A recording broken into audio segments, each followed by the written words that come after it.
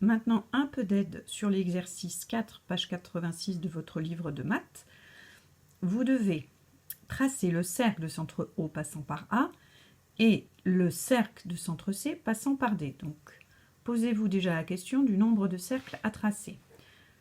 Ensuite, vous devrez trouver quel point se situe sur les deux cercles. Cela veut dire que vous devez trouver un point, un seul. Remarquez que quel point est tout singulier. La façon dont sont écrites les questions est toujours aidante. Je vous conseille de repérer le centre O, le point O, et le point A.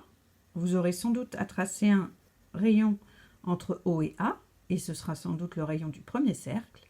Ensuite, je vous conseille de repérer le point C, et puis le point D, et nous aurons le rayon du deuxième cercle, rayon C et D. Et puis, quand vous aurez tracé vos deux cercles, donc deux centres O et deux centres C, eh bien, vous verrez bien ce qui se passe au niveau de l'intersection, c'est-à-dire du croisement de ces deux cercles. Donc ça, c'était pour la page 86. Nous allons passer maintenant à la page 87. Un exercice qui peut sembler aussi un petit peu difficile. Alors, lisons la consigne. Dans ce jardin, les graines situées jusqu'à 2 cm des bouches d'arrosage, donc regardez bien comment est dessinée la bouche d'arrosage.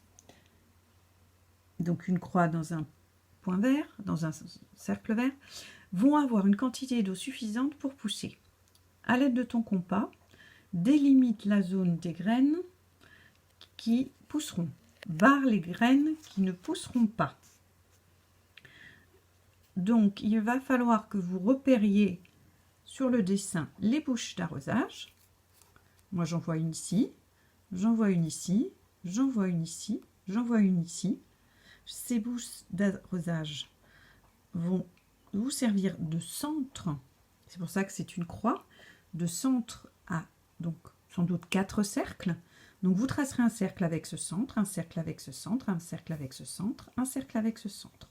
Les graines à l'intérieur du cercle que vous aurez tracé sont des graines qui pousseraient, donc vous pourrez les garder intactes.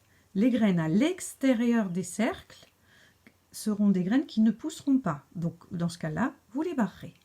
Voilà mes petites explications, j'espère qu'elles vous seront utiles. À bientôt.